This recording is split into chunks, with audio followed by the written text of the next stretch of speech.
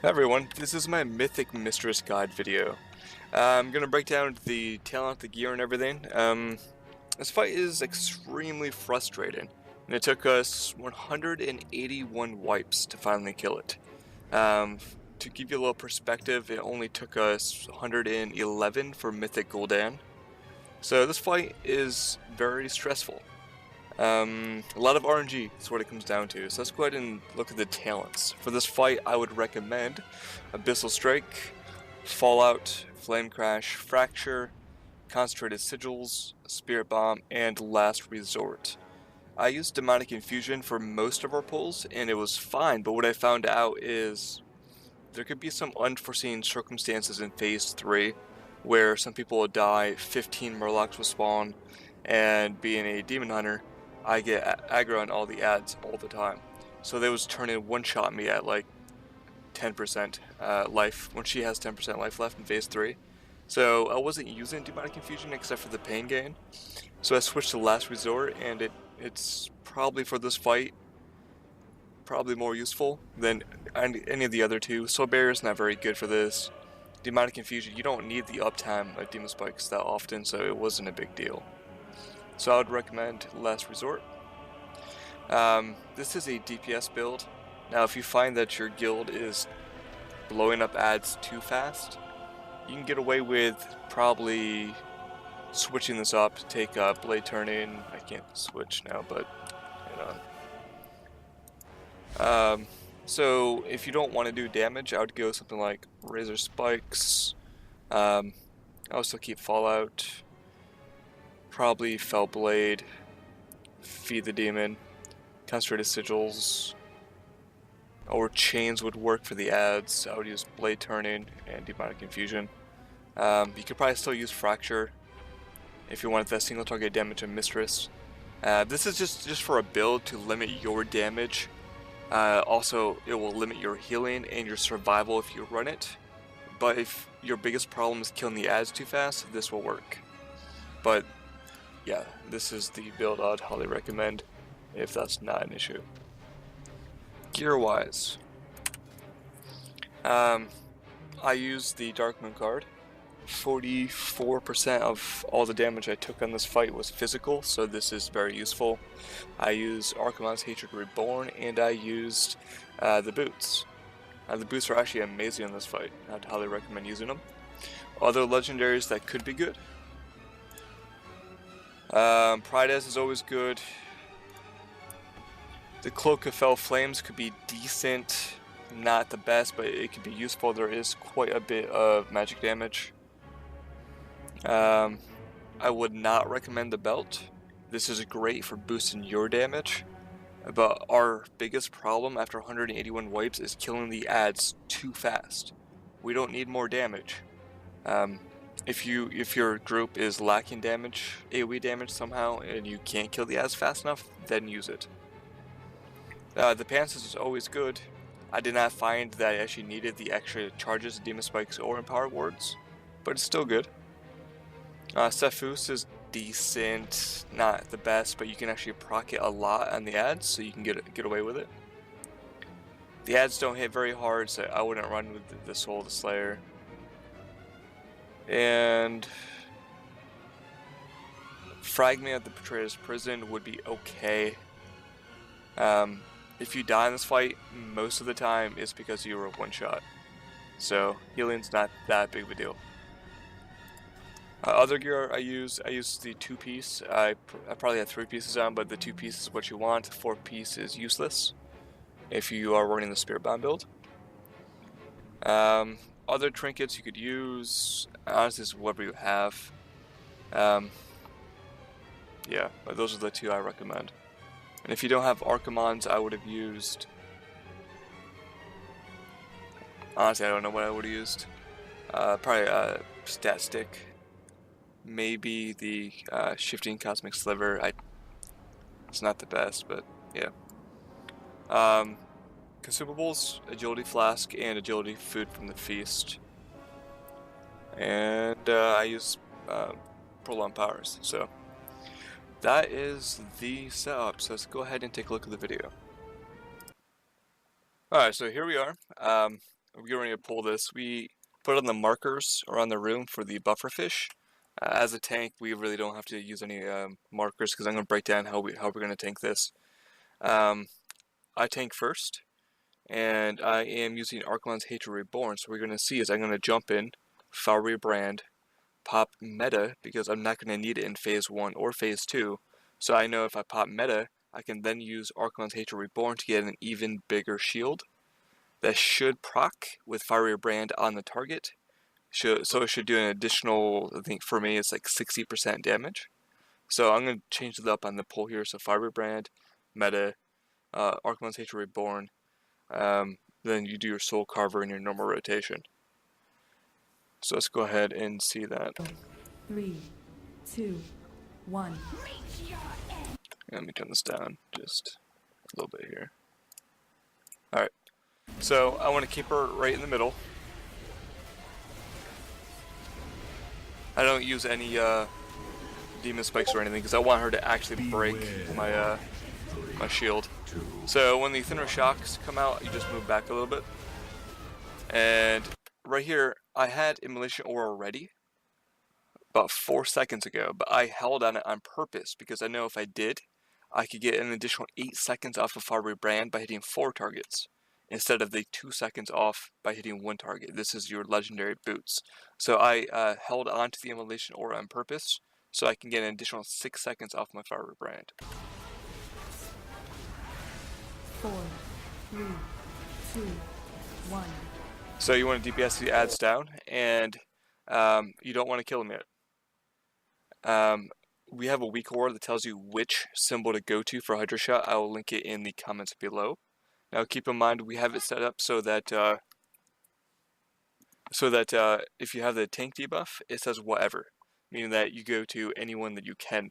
Now the way that myself and the other tank had it set up is that if so say I'm here and I get picked for Star.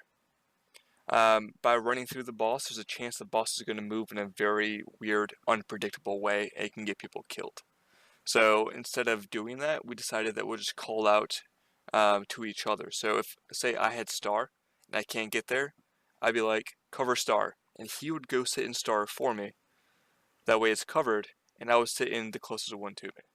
And you're going to see that when I'm off tanking, it will tell me to go to Star, and I would go to like Triangle. You can't hear the voice comms is because he told me to go to Triangle. 3, 2, 1. If you have the debuff, you can soak Hydra Shot and it does no damage. Now, for every Abyssal Stalker that you kill, you should kill them all in the middle of the room. And you do not want to kill them until she is about done casting Slicing Tornado. If you kill them over here in the corner, and the tornadoes spawn over here, they can actually disappear before the tornadoes get there. So for phase 1 and phase 3, you only want to kill the stalkers in the middle of the room, always. And if they're about ready to die and they're casting their teleport, you should use your Arcane Torrent if you're a Blood Elf, or just pre-cast your Sigil of Silence. So kill them all in the middle. At this point now, the tornadoes are coming, but she's almost at 85%. At 85%, the sharks come. So how we deal with the bufferfish is we have everybody with the bufferfish stand in the left side of the puddle while facing the tornadoes. So you're going to see that here. So they all stand in, and they all drop their bufferfish over here. And everybody goes right. I don't know how he dropped his back here. But so all the bufferfish is on the left, and we always go right. As Burden of Pain is casting, make sure you taunt as the cast is casting. If you don't, it can be a wipe. If she hits the other tank once and people are low, people are going to die. There are other methods of dropping your bufferfish. One way that we tried it is to stand in the stun. Well, that method went, well, actually there's 2 ways that way, and we allowed the tank to get hit with Burden of Pain on 1 time. And that would also drop it. But what happened was, over the course of 2 weeks, our damage went up so much that it was never guaranteed that Burden of Pain would be on the tank. before she hits 85%. Because if you look here, she is now casting it. And the fish or the sharks are already jumping. So that's not reliable. I also found out that being a Death Knight and a Demon Hunter, our parry was really high. So we would parry like 6 attacks in a row sometimes, and people would die. So the most reliable way that we found to drop the buffer fish is by standing in the green stuff. So we always go right because the sharks were on the left. I saved Immolation Aura there again to make sure I hit as many targets as possible. That way I can get more seconds off my Fiery Brand. You're going to see me doing that a lot. You don't hold it for more than, I'll say, about 4 seconds-ish. Like, you don't want to hold it for 15 seconds. You just use it. But if it's about within 4 seconds, give or take, you probably want to hold it so you get more Fiery Brands. So we have the tornadoes going through. We have the jellyfish. Now what's going to happen next is Hydra Shot, and the whole position is you want to be in the middle of the room as much as you can. There's other times where you don't want to be, but for most times you want to go back to the middle of the room. 3, 2, 1. So make sure you don't kill the ads. So I found triangle, and you saw how she shifted. That's what you're trying to avoid. Alright, so bring the ads to the middle of the room. You always want to kill them here. I did Arcane Torrent there to interrupt the cast. Make sure you hit all the ads as you can with Immolation Aura. Go back out. 4, 3. So we're still hovering around the middle of the room.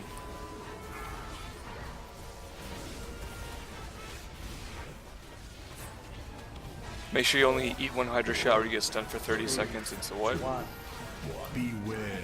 Alright, so tornadoes, we want to kill the ads in the room. Burden of Pain, get the taunt off. Now, we were at 72%. We know that she transitions at 70%. So at this point, if they have a buffer fish, somebody left theirs up over there. But if you have a buffer fish, you now stand in the green stuff. Like the Shadow Priest just did. 4, 3, 2, 1. Warning. Alright, so beginning phase 2, you just want to make sure you're away from where the sharks are. That's why I came to a corner and stayed here.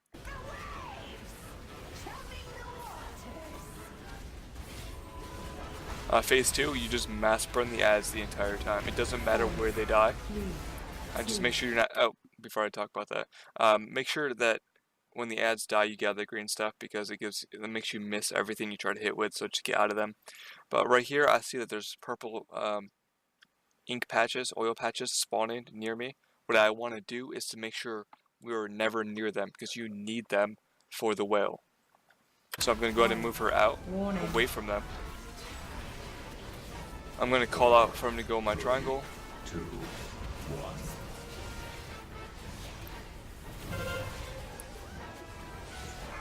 Alright, so stay away from purple puddles were spawning there, so we are moving away. Now for the wave, you always want to be on the outside of the wall for the wave every time. So when wave's coming, you go to the side of the room. When there is no wave, you go back to the middle. That's the 2 positions. So we're going to get to the wall. We got lucky, we stay on this side.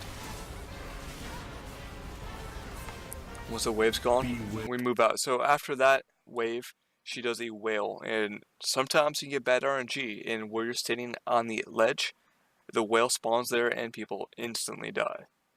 So you gotta be a heads up, like once that wave's gone, you have to get back to another room. And be careful of the oil patches. I might run into this one. Because again, for this phase 2 is all about getting rid of the whale as quickly as possible. Because right now what you're gonna see is a whale's coming, and at the same time a Hydra Shot's going to come. It's really hard to survive through a Hydra Shot through the whale. 4, 3, 2. So here comes Hydra Shot, and the whale's gone. Warning. So that is the perfect timing of that. Everybody needs to be on game. Alright, so we look where the ink patches are, and we get away. We should have a wave soon. Wave in 10 seconds, we pull to the ledge. Now this wave, this is the second wave in phase 2. For this one, everybody should be on the tank. Here's why. The same exact timing is when the sharks come. But it's also going to be a wave followed by an instant Hydra shot. So if everybody's spread out all over the room, it's really hard to stand in the Hydra shots properly. So for this second wave, everybody stands on the tank and moves with the tank. Now, if there's an option between running with the tank but possibly dying to the wave, because if you are too far away, then clearly you stay away from the tank. But ideally, you're on the tank already and you're getting ready to move in. 4, 3, So, look and see where the wave is. warning. You got lucky again. Move over to the middle of the wave, where there's no wave, and stand in your beam. And then you gotta move quickly because of the whale. Hardest part of this phase is that wave right there.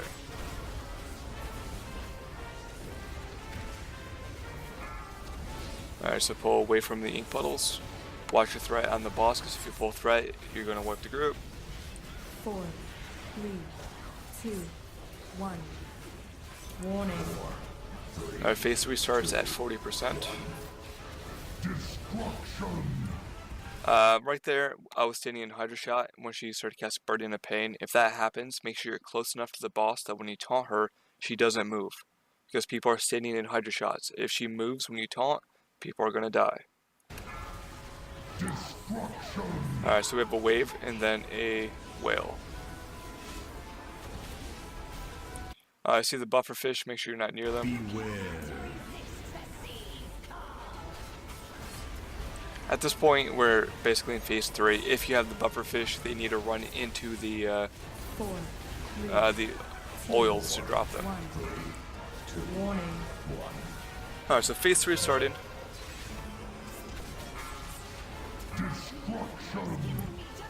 Alright, so any ads that are currently alive right now, you can kill, and there's no repercussion. These are fine. It's just the next set that spawns are the ones you have to keep alive.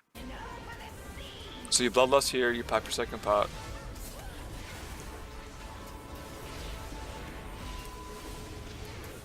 Four, three, Phase 3 is all about 1. people dying. This is attrition. We had 2 1% wipes Warning. before she was nerfed. And there's so many single digit wipes. This is the night of the nerf. So, here comes the first wave. The oil patches here, if you're able to, just keep picking them up. Because you don't need them. And you won't die if you 4, stand in them. 3, 2, 1. 4, Warning. Phase 3, let me just say this before we continue. Phase 3 is all about not killing the ads. Like, we've wiped so many times because we killed the ads too fast. Like, the biggest, hardest part of this entire fight is ensuring that you just don't kill the ads too fast. That was a bad shark placement there.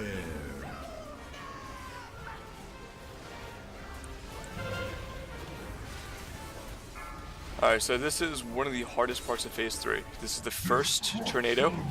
So what's happening now is we have a tornado coming in at the same time as a crash. And depending on your damage, if your damage is a little too slow, you could also have sharks jumping at the same time. Before the nerf, we had sharks plus tornado plus wave. It is terrible. So that was not bad, but you can really get screwed over right there. 4, So make sure you don't run through the tornado. I almost 2, do. 1. Warning. 4, 3, 2, 1. Beware. Alright, so right now we're going to have a tornado. Once you kill, look where we are, we're always in the middle of the room. That's key. But once we kill 1 or 2 stalkers, we just stop AoE. Because we don't care about any, like, we just want the patches for this fight and then save the rest of the eels. So once we see one die, we can call for a stop damage. The other one's going to die anyway. The eels don't do a lot of damage, we just want to make sure we have the puddles. 2, Alright, so the second one is also really hard because we're finishing off the tornadoes, a wave has come in, and a Hydra shot. 1. Warning. So I saw where it was, so I jumped over. Hydra shot's already out, and a wave. At this point, I'm looking straight down. I don't see where anybody else is. I'm just praying 3, that everybody is safe because I can't see anything. Because that combo is atrocious. Alright, so tornado, we kill the eels. This is really bad too. Try to get away from the sharks 4, and the tornadoes. 2, 1. That's where Abyssal Strike is very useful. Warning. So we're going to try to stand in this Hydra shot and then dodge the tornado. What's happening, and be aware of this because this has wiped us too. When people die in phase 3 and they have a Murloc on their back, Murloc spawn. And if a lot of Murlocs spawn, you can instantly die here.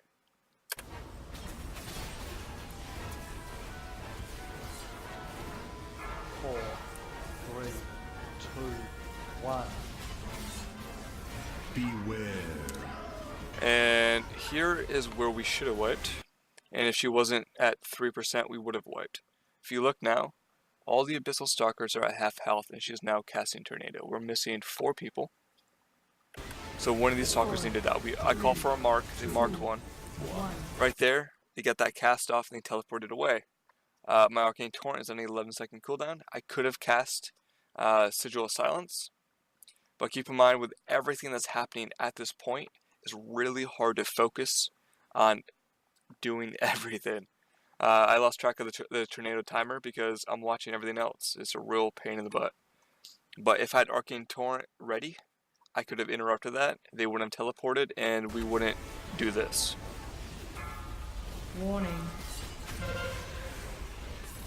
And we all get hit by a tornado. And a Hydra shot. So I'm just trying to stay alive because she's at 1%. And I die. And this is the classic first kill with nobody alive scenario. Beware. And there she is. So this fight is very frustrating because there's so much RNG and so many bad situations, like the tornado Hydra shot wave combo, or sharks. Throw some sharks in there too if your DPS is off. It makes it really hard. And the other thing that really sucks about this fight is this fight changes based on your damage. So if you have the timings 1 week, and then you get a bunch of gear and go into it the next week, your entire timings could be completely off, and you're going to wipe for like 5 to 15 attempts just to learn the new timings because your damage changed. That is really bad game design. I don't like that at all. So yeah, anyway, that's the fight. If you have any questions, please leave it in the comments. If it helps you, please give me a like and sub. Cool, thanks.